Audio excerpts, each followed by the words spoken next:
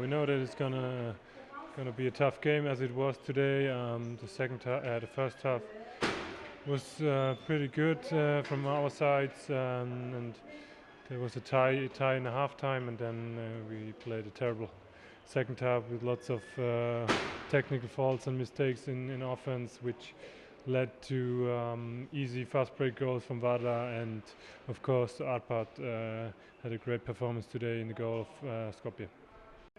Yeah, I hope we can switch it and win our home game, but till this day comes, there are a lot of more games in the Champions League group phase to play. So yeah, we had two really tough away games with Veszprém and Skopje. Now lost both of them. Could have been better for us both games, but as I said, both teams have to come to Mannheim.